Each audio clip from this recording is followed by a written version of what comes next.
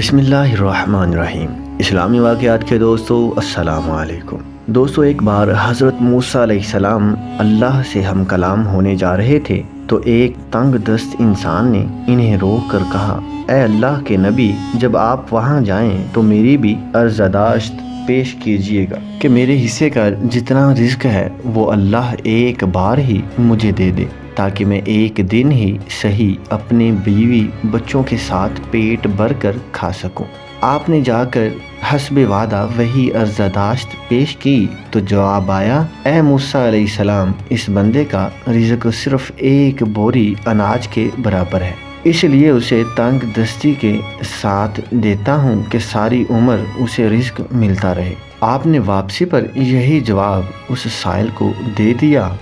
اس نے پلٹ کر کہا، اے اللہ کے نبی، آپ کا جب دوبارہ جانا ہو تو اللہ کے سامنے دست بستہ عرض فرمائیے گا کہ مجھے وہ ایک بوری رزق ایک دفعہ ہی عنایت کر دے تاکہ میں پیٹ بھر کر کھا سکوں۔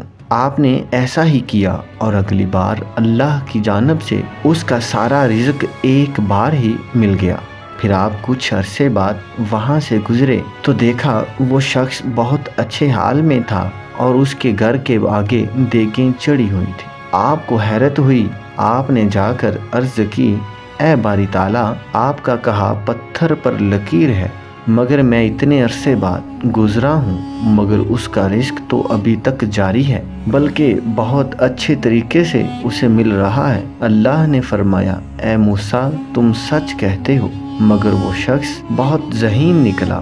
اس نے دیے گئے رزق سے خود بھی کھایا اور گھر والوں کو بھی پیٹ بھر کر کھلایا، مگر جو رزق باقی بچا وہ اس نے میری راہ میں خیرات کر دیا، اور یہ میں نے ہی وعدہ کیا ہے کہ کوئی میری راہ میں ایک حصہ خرچ کرے تو میں اسے 70 حصے واپس کر کے دیتا ہوں۔ اس نے مجھ سے تجارت کر لی ہے اے موسیٰ، اور میں اپنے وعدے کے مطابق اسے مسلسل لوٹا رہا ہوں۔ تو اسلامی واقعات کے دوستو، آپ بھی اللہ کی راہ میں خرچ کرتے وقت یہ مت سوچئے گا کہ آپ کے رزق میں، آپ کے مال میں کمی آ جائے گی۔ اللہ تعالیٰ آپ کے 1 روپے کے بدلے آپ کو 70 روپے واپس کرتا ہے۔ تو دل کھول کر اللہ تعالیٰ کی راہ میں خرچ کریے، بے شک اللہ تعالیٰ بہترین رزق عطا کرنے والا ہے۔ تو اسلامی واقعات کے دوستو، امید ہے کہ یہ ویڈیو آپ کو بہت پسند آئی ہوگی۔